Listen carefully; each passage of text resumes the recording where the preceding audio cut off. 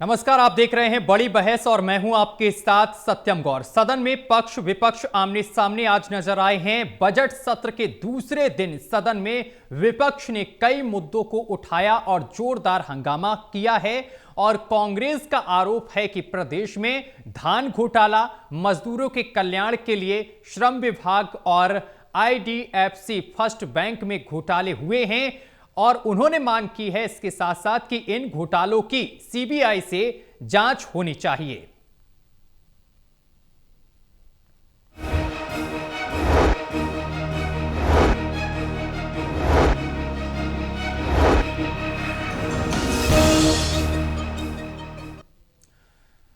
विधानसभा के बजट सत्र के दूसरे दिन प्रश्नकाल खत्म होते ही सदन में जोरदार हंगामा शुरू हो गया। दरअसल गवर्नर पर नेता प्रतिपक्ष के बयान पर मंत्री राव नरवीर ने आपत्ति की, तो इसके तुरंत बाद हुड्डा ने आईडीएफसी फर्स्ट बैंक के 590 करोड़ के घोटाले का मुद्दा उठाया। सीएम ने जवाब दिया कि सरकार का पैसा सुरक्षित है। हुड्डा बोले, ये तो बताओ इसका जिम्मेदार कौन है। इस पर हंगामा शुरू हो गया और इसी बीच स्पीकर और हुड्डा के बीच जोरदार बहस हुई। कांग्रेस विधायकों ने हंगामा शुरू कर दिया, यानी घोटाले के शोर के बीच हंगामा बढ़ गया। इसी मामले को लेकर चर्चा करेंगे। हमारे साथ मेहमान जुड़ गए हैं, परिचय करा दें। हमारे साथ associate editor doctor Mahesh Kumar जो कि हिसार से हमारे साथ जुड़े हैं, और एसोसिएट एडिटर देवेंद्र कथुरिया जी पानीपत से हमारे साथ जुड़ गए हैं। वरिष्ठ पत्रकार वीरेंद्र सोनी जी हमारे साथ जुड़ गए हैं। चर्चा पर चलेंगे, लेकिन उससे पहले खास रिपोर्ट आपको दिखाते हैं।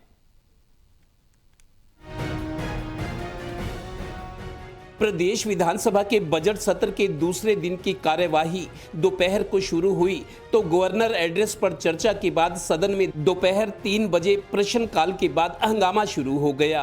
शोरगुल और टोका टाकी होने लगी।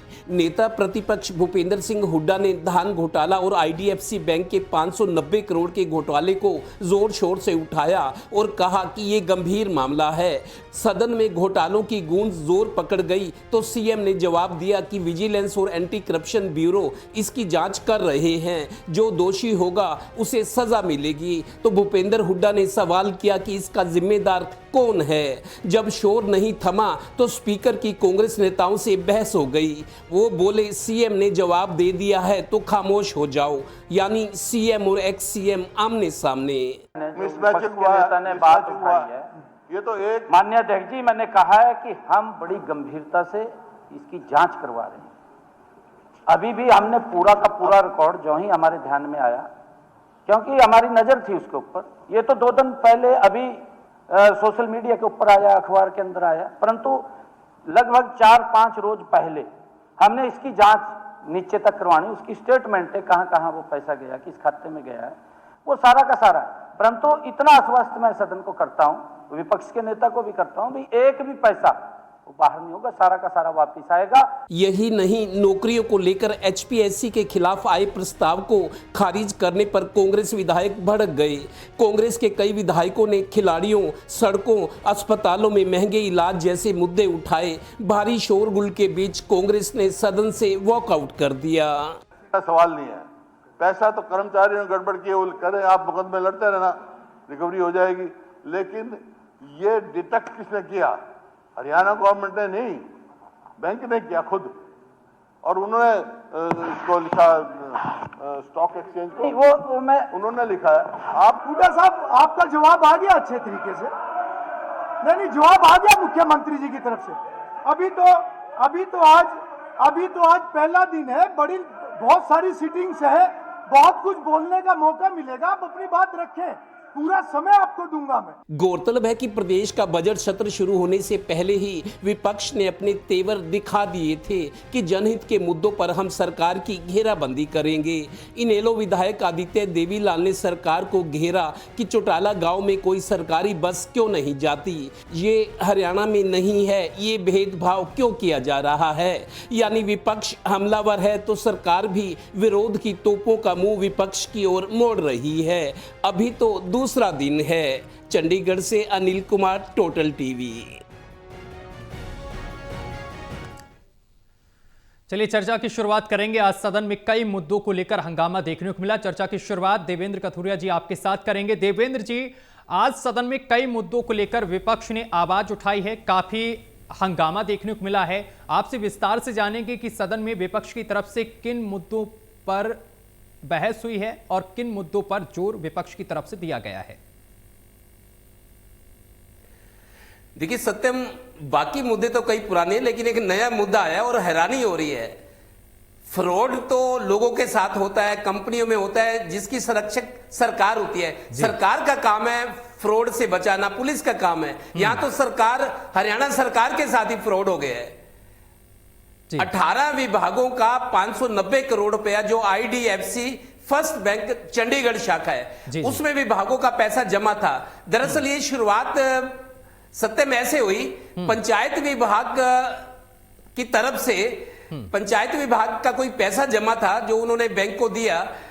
अंदरूनी तौर पर जो अधिकारी थे या कोई और बैंक मैनेजर मिले हुए थे या सरकारी अधिकारी मिले हुए थे, पंचायत विभाग का IDFC ने जो पैसा जमा था उसको, उसके बदले बैंक के अधिकारियों ने, बैंक कर्मचारियों ने एक फर्जी FD दे दी पंचायत विभाग को कि ये पैसा आपका FD में हो गया, आपको ब्याज के साथ मिलेगा। कुछ टाइम बाद पंचायत विभाग ने अपना वो पैसा लेना चाहा, जरूरतें रहती हैं, पंचायत विभाग ने अपना पैसा FD का मांगा, लेकिन जब पैसा आने लगा तो पता लगा जितनी राशि थी उतनी राशि तो है नहीं, और ब्याज कहां गया। इससे थोड़ी शंका हुई तो पंचायत विभाग ने 18 फरवरी के दिन या इससे 1-2 दिन पहले पंचायत विभाग ने अपना पैसा जो बैंक को दिया था वो अपने खातों में ट्रांसफर करने की मांग की कि हमारा खाता दिया जाए और ये किसी और बैंक में हम जमा कराएंगे। जब खाते से पैसा आने लगा तो ना तो पूरी राशि थी और ना ही उसका ब्याज था। हड़कंप मच गया। जब ACS फाइनेंस तक ये बात पहुंची तो उनको लगा ये पैसा खुर्द-बुर्द हो गया, सरकारी पैसा। तो ये बात मुख्यमंत्री तक भी पहुंची, जैसा रिपोर्ट में मुख्यमंत्री बता रहे हैं कि 3-4 दिन पहले आया था। अब ये सोशल मीडिया और मीडिया के जरिए पता लगा है, लोगों को पता है। सबसे नया मुद्दा तो ये है कि सरकार के साथ ही फ्रॉड हो गया।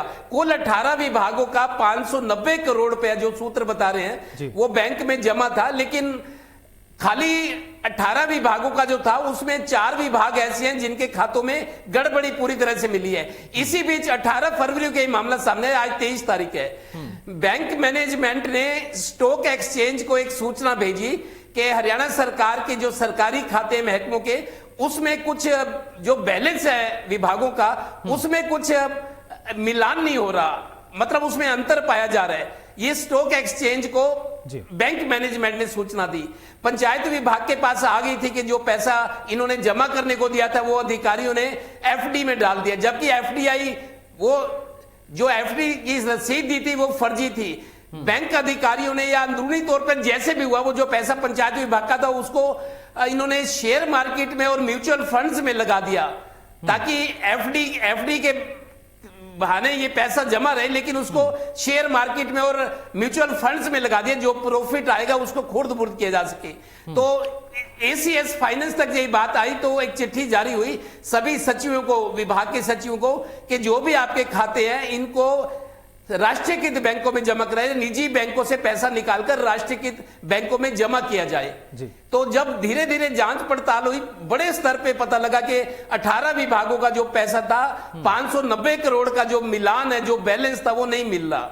तो ये मामला खुला, मीडिया में ये मामला आया तो एक नया मामला जिसको लोग सुनकर हैरान है, मतलब सरकार के साथ ही फ्रॉड हो गया। जब ये जानकारी मिली है, मुख्यमंत्री सदन में कह रहे हैं कि जानकारी मिली है, एक पैसा हरियाणा सरकार का जो एंटी करप्शन ब्यूरो ACB और विजिलेंस, इन दोनों को लगाया गया है और एक पैसा जो सरकार का है वो बैंक हमें वापस देगा। लेकिन आप देखिए अभी तक सत्यम हमने देखा था जो फसल बीमा योजना है, फसल बीमा में बहुत सारी कंपनियां प्राइवेट आई, किसान रोता है कि हमारा प्रीमियम ले लेती हैं ये बीमा कंपनियां, जो प्रधानमंत्री फसल बीमा योजना है। तो बहुत टाइम से शोर मचा था कि प्राइवेट कंपनियों को किसानों की फसल का बीमा का काम दिया गया, उसमें बहुत गड़बड़ियां, क्लेम नहीं मिलते हैं तो 3 साल बाद खुर्द-बुर्द हो जाता है। तो एक तो वो पहले शोर मचा था, अब ये सरकारी पैसे को चूना, मतलब सरकारी पैसे के साथ फ्रॉड, बहुत बड़ा मतलब ये मामला है। अब मुख्यमंत्री दिलासा दे रहे हैं विपक्ष को भी, लोगों को भी और सरकार के बैठे लोगों को भी कि एक पैसा हम वसूल करेंगे, लेकिन मेरे को लगता है देश में अपनी तरह का ये पहला मामला है। बिल्कुल। महेश जी, देखिए सदन में हमने और आपने जो पहले से चर्चा करते आ रहे हैं कि कई मुद्दे जो हैं बेरोजगारी के हो गए, युवाओं के मुद्दे हो गए, मजदूरों के हो गए और इसके साथ ही किसानों के हो गए, ये मुद्दे विपक्ष उठाएगी। लेकिन सदन में ये एक नया मुद्दा आ गया है और जिसमें बड़े घोटाले की बात हो रही है, 590 करोड़ के घोटाले की बात हो रही है। आखिर सरकार किस तरीके से जवाब देगी या फिर सरकार इस मुद्दे को लेकर पूरी तरीके से सदन में फंसती हुई नजर आ रही है?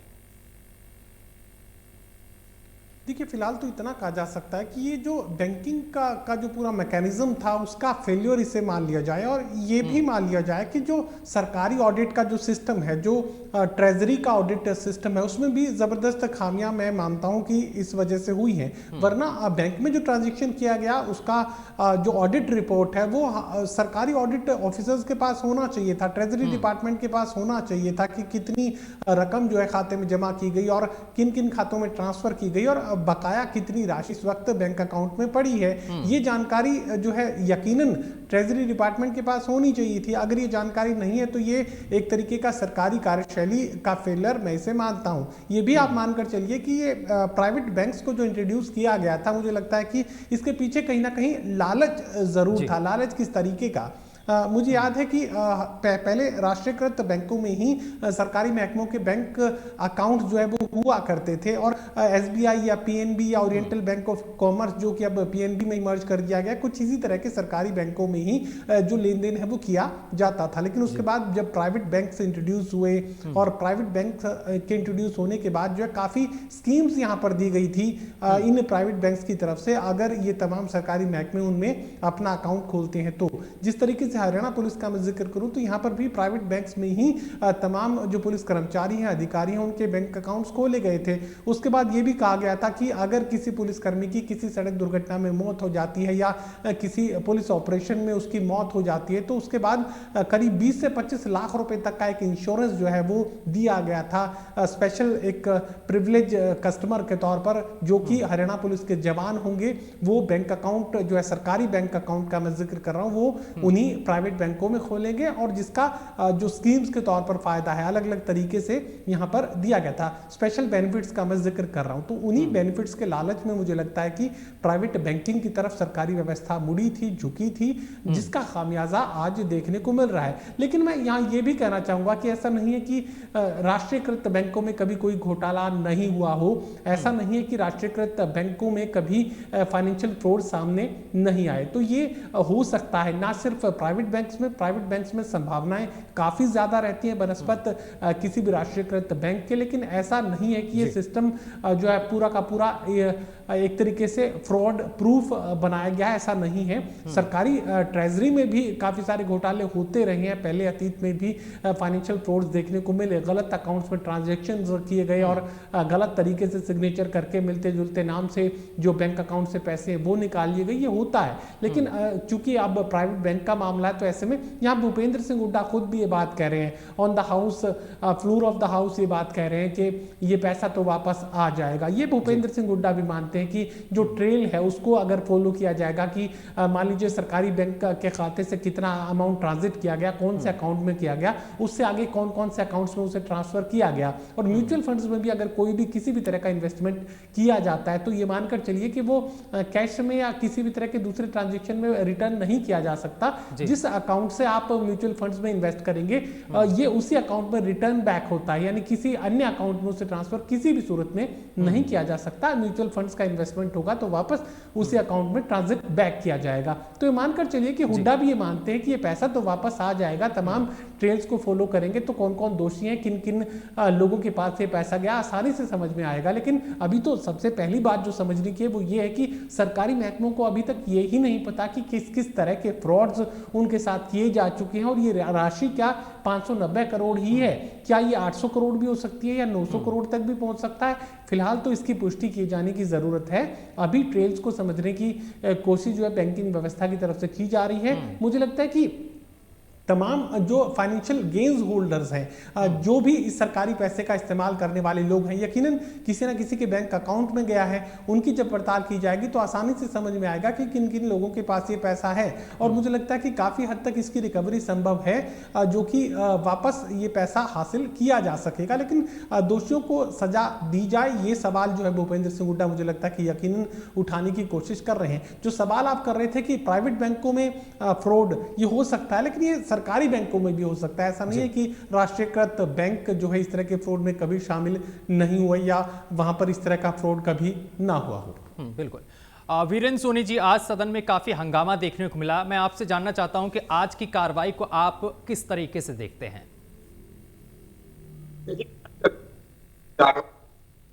तो ये स्पष्ट दिखाई देता है कि विपक्ष भी हमलावर रहा है। विपक्ष ने मुद्दे उठाने में कोई कसर नहीं छोड़ी। अशोक अरोड़ा जी ने अभिभाषण पर चर्चा के दौरान सरकार की कई नीतियों की पोल खोली। उन्होंने कहा कि मनरेगा का नाम बदला गया और नाम ही नहीं बदला गया। उन्होंने कहा कि पहले 100 दिन की गारंटी थी, काम की गारंटी थी, और अब जो है उसमें जो पहले 90% योगदान था वो केंद्र का होता था, 10% राज्य सरकार का होता था, और अब जो है 60% केंद्र का होगा और 40% राज्य सरकार का, पंचायत का होगा। तो और अब 125 दिन का कहा है। जब सरकार 100 दिन की गारंटी रोजगार नहीं दे सकी तो अब जो है 125 दिन की कैसे देगी? भूपेंद्र सिंह हुड्डा भी इस मामले में हस्तक्षेप किया। उन्होंने कहा कि पहले जो है 8 लाख मनरेगा में मजदूर पंजीकृत हैं, लेकिन सरकार ने रोजगार कितने को दिया? मात्र 21 को, मात्र 2100 लोगों को ही रोजगार दे पाई। तब इस पर कृष्ण बेदी ने भी हस्तक्षेप किया और कृष्ण कुमार ने स्पष्ट करते हुए कहा कि पहले से भी ज्यादा हम रोजगार दे रहे हैं, सरकार के पास पर्याप्त संसाधन है। और उन्होंने स्पष्ट किया कि जो भी मनरेगा का है सिर्फ इसके नाम समय समय पर नाम बदलते रहे हैं। ये नहीं है कि पहली बार इस सरकार ने नाम बदला है। नाम बदलने की परंपरा पहले से रही है। और अफ्ताब अहमद ने भी मुद्दा उठाया कि गुरुग्राम के अंदर प्राइवेट अस्पतालों को जो जमीन सस्ती दरों पर हरियाणा शहरी विकास प्राधिकरण ने दी हुई है, तो उसके बदले में समझौता था कि वो गरीब लोगों का मुफ्त इलाज करेंगे। एक सीमा निर्धारित की गई थी और ओपीडी में कितने रोगी आए, जिनों का इलाज हुआ, इसका क्या कोई विवरण है सरकार के पास? तो कृष्ण बेदी ने बताया कि इसके अंदर सरकार के पास जानकारी तो है, लेकिन ये जो 2008 से परंपरा शुरू हुई थी, तब उसके बाद भी जब सरकार ने 2022 के अंदर ये जो व्यवस्था थी, ये ई ऑक्शन के माध्यम से अस्पतालों को देनी शुरू की, लेकिन नियम और शर्तें वही रही, भाई आप गरीब लोगों का मुफ्त इलाज करेंगे। लेकिन जो उस समय की सरकार के फैसले थे उसको भी हमने लागू रखा है। और जो प्राइवेट अस्पताल ये आंकड़े नहीं दे रहे कि वो कितने लोगों का मुफ्त इलाज कर रहे हैं, मैं सदन को और विपक्ष के नेता को आश्वस्त करता हूं कि उसकी जानकारी हम देंगे और उनके खिलाफ कार्रवाई करेंगे। क्योंकि देखिए ये काफी बड़ा वो है कि सरकार से सुविधाएं ले लेते हैं, सस्ती दरों पर जमीन ले ली गई और ये शर्त लगाई गई थी कि गरीब लोगों का मुफ्त इलाज किया जाएगा। एक सीमा निर्धारित की गई थी, उसका पालन नहीं किया जा रहा, तो सरकार इस पर कड़ाई से कार्रवाई करे। तो जहां तक बैंकों की बात है, जब ये बैंकों की फ्रॉड की बात है, ये बात ठीक है कि ये सरकार के संज्ञान में भी मामला आया, बैंक ने अब पकड़ा है मामला, लेकिन ये चंडीगढ़ स्तर तक नहीं है, ये जिला मुख्यालयों पर भी है। क्योंकि प्राइवेट बैंकों को अगर कुछ राशि एफडी के रूप में दी जाती है तो वो प्रलोभन देते हैं। वो इसके लिए, क्योंकि हर बैंक को अपनी जमा राशि का जो विवरण है वो दिखाना होता है कि जमा राशि कितनी ज्यादा है, तो बैंक के जो मैनेजर होते हैं इसके बदले में उनको कोई उपहार देता है, कोई आकर्षक उपहार देता है, तो अलग अलग है। क्योंकि बैंक अपनी जो है जमा राशि ज्यादा दिखाते हैं, तो इसलिए एक होड़ लगी रहती है वो प्राइवेट बैंकों में भी और राष्ट्रीयकृत बैंकों में भी। जो जिला का होता है वो जिलाधीश के स्तर पर फैसला होता है कि किस विभाग का पैसा किस बैंक में जमा होना है। ये सिर्फ चंडीगढ़ का खेल नहीं है। अगर जिला और मुख्यालयों के स्तर पर भी जांच की जाएगी तो और भी कई मामले आएंगे। ये ठीक है कि राशि तो वापस मिल जाएगी, लेकिन जो एक व्यवस्था बननी चाहिए, जो पारदर्शी व्यवस्था होनी चाहिए, उसमें कहीं ना कहीं कमी है। अब सरकार ने आदेश दिया है कि राष्ट्रीयकृत बैंकों में ही ये राशि जमा होगी, तो सरकारी विभागों के लिए किस विभाग में राशि जानी चाहिए, इसका फैसला कौन करेगा? क्या एक व्यक्ति करेगा, क्या कमेटी करेगी, और समय समय पर उसका आकलन भी किया जाना चाहिए, क्योंकि ये पैसा किस तरह के आजकल के जिस तरह के फ्रॉड हो रहे हैं, तो उसमें सरकारी कर्मचारियों की, अधिकारियों की भूमिका भी शामिल हो सकती है। बैंक वाले तो शामिल हैं ही हैं, और इसके अंदर 590 करोड़ के अंदर भी कई बड़े अधिकारियों का नाम भी आ रहा है। तो ये तो जांच के बाद स्पष्ट होगा कि किसकी क्या भूमिका है। लेकिन एक बात बड़ी स्पष्ट है कि सरकार को इस दिशा में सतर्क रहना होगा, और ये सरकार के स्तर पर ही मामला पकड़ा गया है। जो भी मामले पकड़े गए हैं, चाहे धान घोटाला हो, वो भी सरकार के स्तर पर पकड़ा गया, सरकार के स्तर पर जांच हुई। और श्रम विभाग में जो 1500 करोड़ का मामला आज अशोक अरोड़ा ने भी उठाया, तो ये भी सरकार ने पकड़ा। जो श्रम मंत्री है अनिल विज, उन्होंने मुख्यमंत्री को लिखा कि उनके विभाग में 1500 करोड़ रुपए का घोटाला हुआ है, इसकी कड़ी बड़ी एजेंसी से जांच कराई जाए, तो उन्होंने लिखा है। तो ये बात बड़ी स्पष्ट है कि घोटाले हुए हैं, लेकिन पकड़े भी गए, लेकिन सरकार के स्तर पर पकड़े गए, सरकार ने पहल की है। तो आज जो विधानसभा का सत्र था, उसमें विपक्ष काफी आक्रामक रवैया रहा, और देखिए विधायकों ने स्थानीय स्तर के मुद्दे भी उठाए, चाहे विकास सारण ने अपने स्थानीय कलायत का मामला उठाया, और घनश्याम दास अरोड़ा ने भी आज जो चर्चा में भाग लिया, उन्होंने सरकार की उपलब्धियां बताई। और भूपेंद्र सिंह हुड्डा ने कहा कि जो अभिभाषण है, अभी उनकी पूरी चर्चा आएगी, लेकिन उन्होंने कहा है कि इसके अंदर जो है सरकार ने अपनी उपलब्धियों का तो उल्लेख किया है, लेकिन जो कमियां वो नहीं। अशोक अरोड़ा ने कहा कि जो घोटाले हुए हैं, जो पुलिस अधिकारियों ने आत्महत्या की है, जो दूसरे मामले हुए हैं, उनका जिक्र भी इस अभिभाषण में होना चाहिए था। सरकार अपनी शाबाशी, अपनी थपकी तो ले रही है, जो सरकार की विफलताएं हैं उनकी चर्चा भी इस अभिभाषण में होनी चाहिए थी। बिल्कुल। देवेंद्र जी, मैं आपके पास आऊंगा। देवेंद्र जी, आज सदन में कई मुद्दे उठे, धान घोटाला का मुद्दा, मजदूरों के कल्याण के नाम पर हुए घोटाले का मुद्दा, ये तमाम मुद्दे उठे हैं। और इसके साथ साथ विपक्ष के नेता यानी कि भूपेंद्र हुड्डा ने घोटाले की जांच सीबीआई से कराने की मांग की है। इस मांग को सरकार किस तरीके से देखती है? देखिए सत्यम, भूपेंद्र हुड्डा के कहने से सीबीआई जांच तो नहीं कराएगी सरकार, लेकिन दबाव बनाने की कोशिश है। आज दूसरा दिन था बजट सत्र, क्योंकि शनिवार छुट्टी थी, तो दूसरे दिन विपक्ष के तेवर तो हम शुरू से देख रहे थे। सदन की कार्रवाई शुरू होने से पहले बजट सत्र से कि इस बार जोरदार हंगामा होगा, जनहित के मुद्दे उठेंगे। लेकिन भूपेंद्र हुड्डा ने ये कहकर दबाव बना दिए सरकार पर कि सीबीआई जांच होनी चाहिए, मतलब लोगों को लगे कि हाँ बहुत घोटाले हो रहे हैं, बहुत गड़बड़ियां हो रही है।